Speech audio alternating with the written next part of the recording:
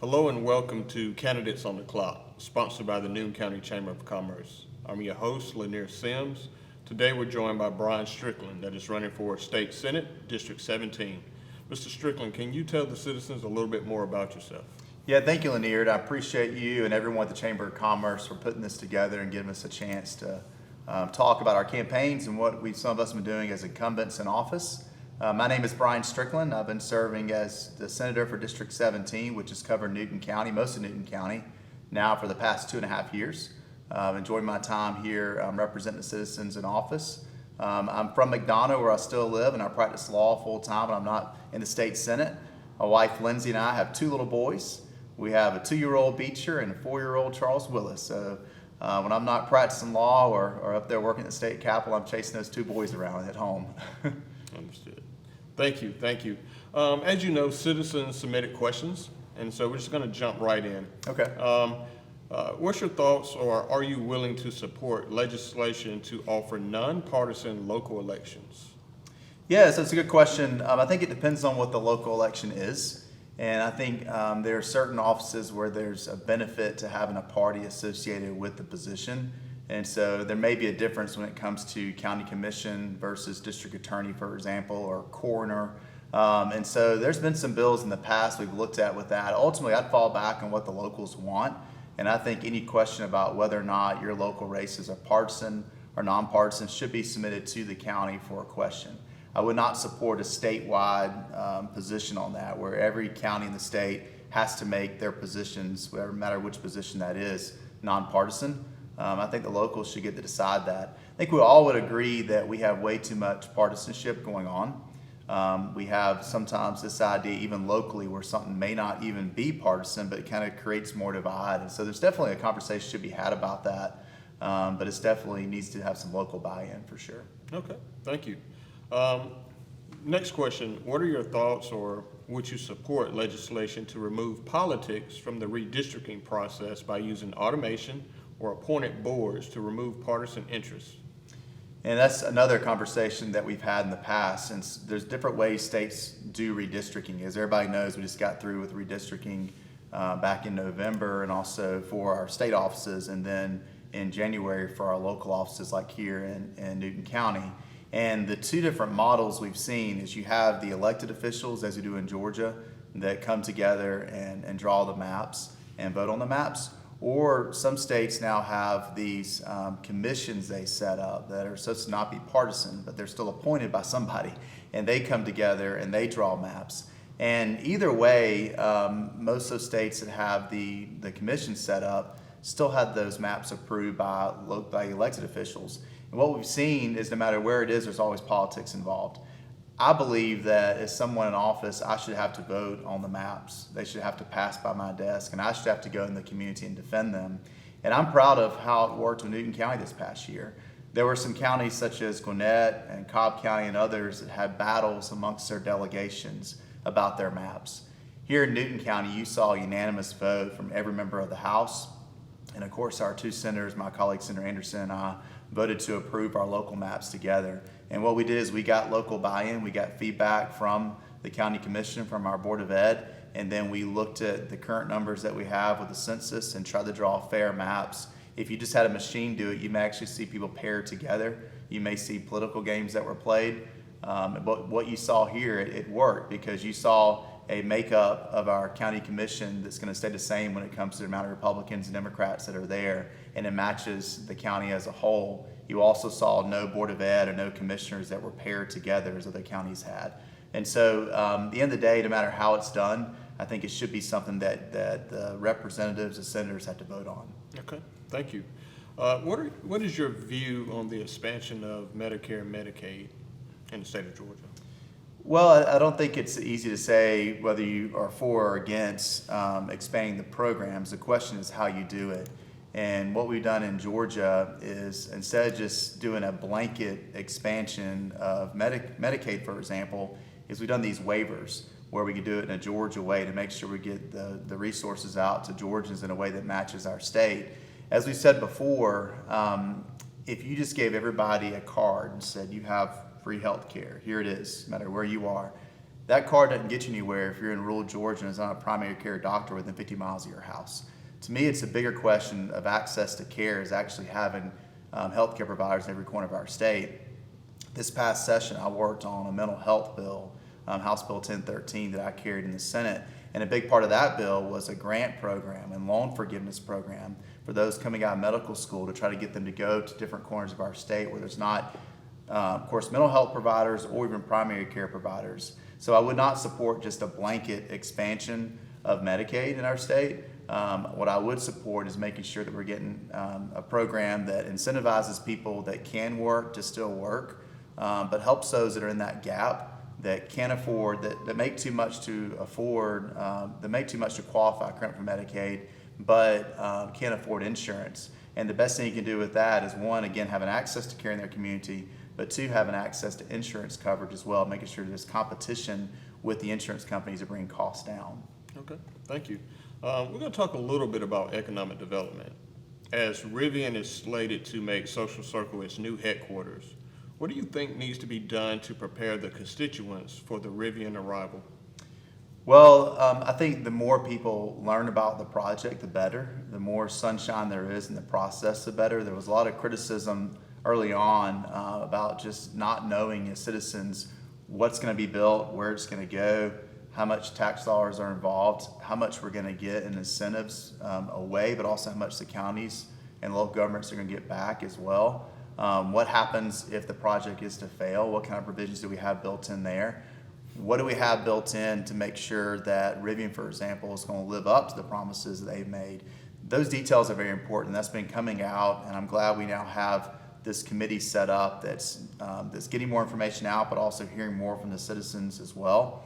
And Rivian is something directly, though, by design, just like we saw with Kia and other big projects in our state that have a level of secrecy to them because of the process and trying to get these companies to Georgia.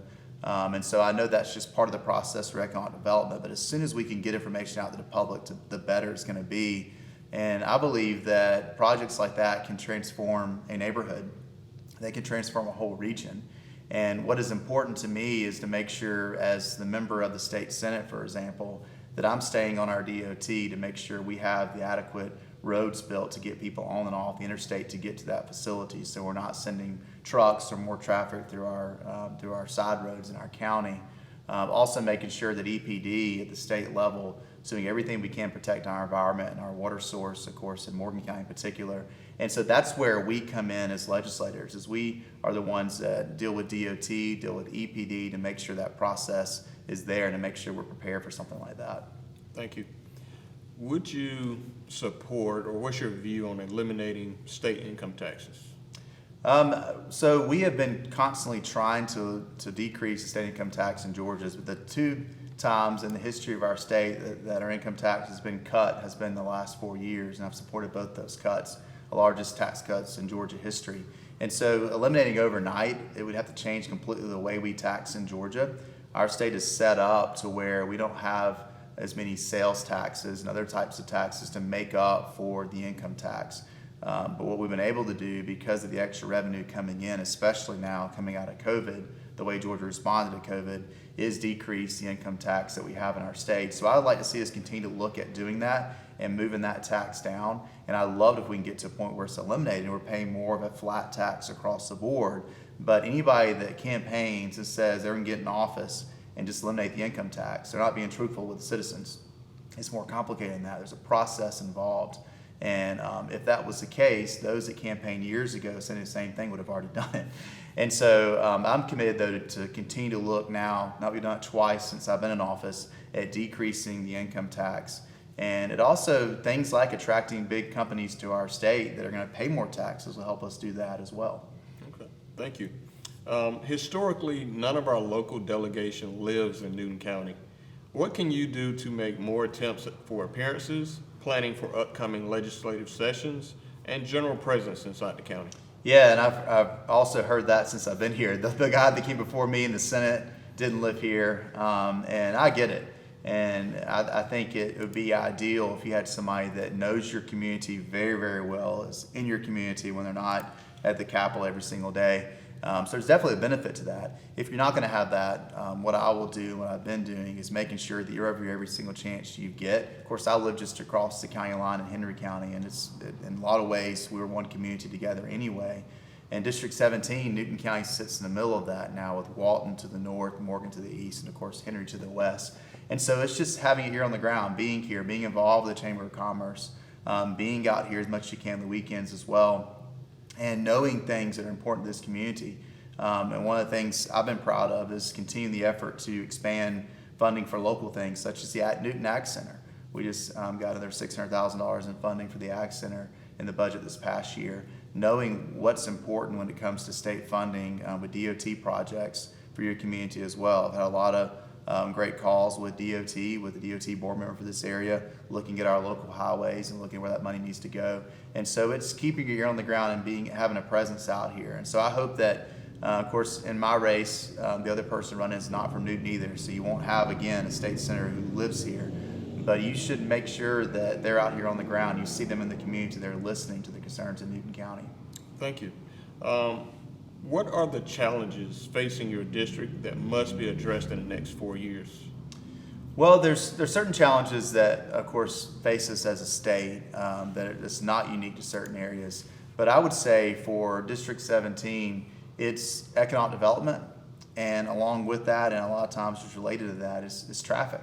We have to make sure we're really in a transitional part of our state where we're seeing the growth and expansion along the 75 corridor through Henry County, and of course in the I-20 corridor when you're looking at Newton, Morgan, and Walton.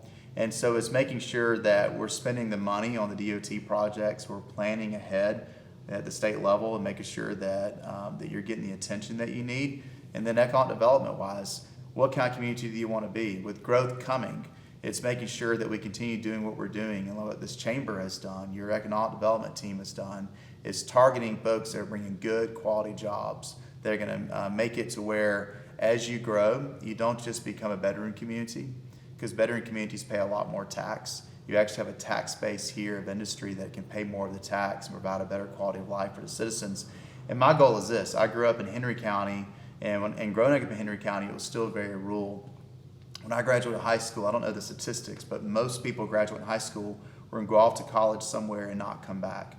What I want to see, I was able to do this, is more opportunities for Newton, more opportunities for Walton, Morgan, and Henry to have it where these kids coming out of school or someone that's wanting to start a second career can stay here and do that. And that's all about having the jobs here for that, having the economic development incentives here for that. And so to me, that's one of our unique challenges for this area. Thank you. So our last question is, what is the one thing that you have accomplished in office that recommends you for re-election? So to me, what you get with Brian Strickland in the state senate is somebody that's not just going to jump on the next political wave. I'm not going to go out there and just talk about politics and promise these same 5 things that any Republican running for office in the nation says, right? I'm going to go in there. I'm actually going to try to get some things done. I'm going to try to deliver on funding for your community here directly. I'm going to be someone that when you call, when you've got a problem with a state agency, that you actually get an answer, and we go all the way to the end to make sure that you're treated fairly when it comes to the state or federal issue, and I get our federal friends involved. And I'm going to take on real challenges. If you look at what I've done in office, look at the bills that I've sponsored, I've taken on things, may not always make the headlines because they're not always the sexy political thing of the day, but it's making real change in our state. This past session, for example, 2 things I want to bring up. I carried a bill that set forth for the first time an apprenticeship program in our state by code. Now an apprenticeship program that's run through our technical college system, where we have it now where business owners can connect with workers and have apprentices on the ground working with them through some state funding and through federal dollars that we're leaving on the table. The other big thing I sponsored, I mentioned earlier, was House Bill 1013. I carried the bill through the Senate through 4 different hearings and a lot of work getting the bill to the floor, and that's the mental health bill.